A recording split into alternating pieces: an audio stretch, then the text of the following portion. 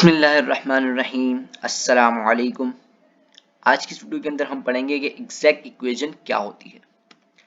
तो exact equation is a type of differential equation in which we have a expression m dx plus n dy is equal to 0। अगर हमारे पास कुछ इस तरीके की expression होगी कि m dx plus n dy is equal to 0 लिखा होगा तो हम वो कहेंगे कि भाई ये एग्जैक्ट इक्वेशन की हो सकती है। सही है।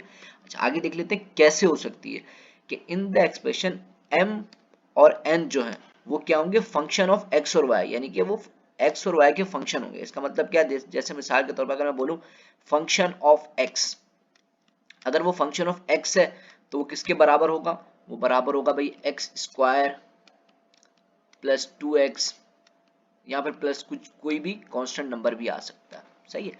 तो ये मेरे पास हो गया फंक्शन ऑफ x। लेकिन अगर मैं बात करूं फंक्शन ऑफ एक्स वाई की, कि भाई फंक्शन जो है वो x का भी है और फंक्शन जो है मेरे पास y का भी है, तो उसके अंदर मेरे पास कुछ इस तरह की टर्म आ जाएगी, X square plus Y plus कोई भी कांस्टेंट। सही है। तो इसके अंदर y आ गया तो ये क्या हो गया, फंक्शन ऑफ एक्स वाई हो गया। सही है। इसी तरीके से m जो होगा वो भी एक्स वाई का फंक्शन होगा और n भी एक्स वाई का फंक्शन होगा। सही है।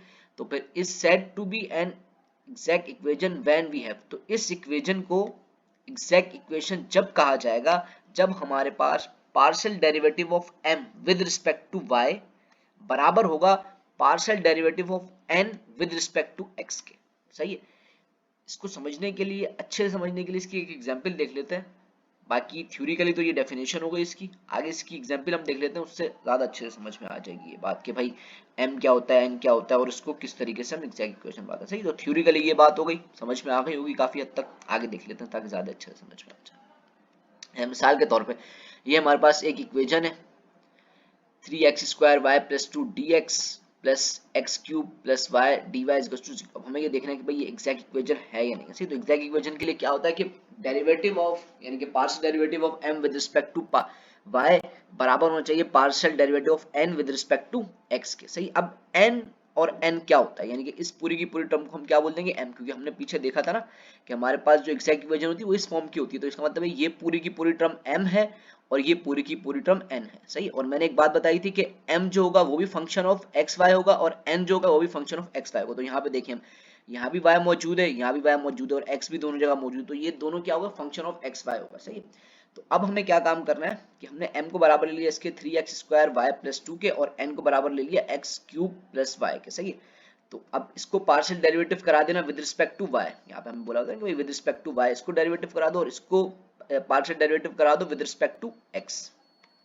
तो ये देखिए पार्शियल डेरिवेटिव भी डेरिवेटिव ही होता है, लेकिन उसको पार्शियल इसलिए बोलते हैं कि वो पार्ट्स के अंदर होता है। सही।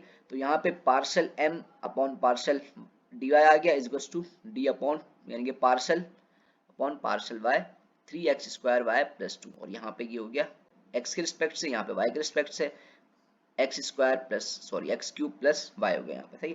अब यहाँ हमने डेरिवेटिव लेना है विद रिस्पेक्ट टू वाई। जब with respect to Y derivative लेंगे तो 3 तो कांस्टेंट है, तो एक्स स्क्वायर वाई, वाई का जो डेरिवेटिव होता है वो 1 होता है, तो हमारे पास क्या आंसर आ जाएगा 3x स्क्वायर। सही। और 2 का जो डेरिवेटिव होगा वो तो 0 होता है, कांस्टेंट है। और यहाँ पे क्या हो जाएगा, हमने x का डेरिवेटिव लेना तो x क्यूब का डेरिवेटिव क्या होगा, 3 आगे आ जाएगा और पावर में 1 माइनस हो जाएगा, तो ये हो जाएगा 3x स्क्वायर। सही। और यहाँ पे मेरे पास y है, अब y 0 हो जाएगा। y 0 क्यों हुआ, क्योंकि हमने x के रिस्पेक्ट से डेरिवेटिव लेना था तो y तो कांस्टेंट हुआ इसलिए, तो y 0 हो गया। तो अब ये देखें हमारे पास जो है partial m upon partial y बराबर है 3x स्क्वायर के, और इसी तरीके से यहाँ पे क्या partial n upon partial x वो भी बराबर आ गया 3x स्क्वायर। तो हम क्या बोलेंगे भाई दोनों जो है बराबर आ गए, तो ये हमारे पास होगी एग्जैक्ट इक्वेशन। सही। तो एग्जैक्ट इक्वेशन इस तरीके की होती है। आज के इस वीडियो के अंदर हमने इसकी डेफिनेशन और एक एग्जांपल पढ़ ली।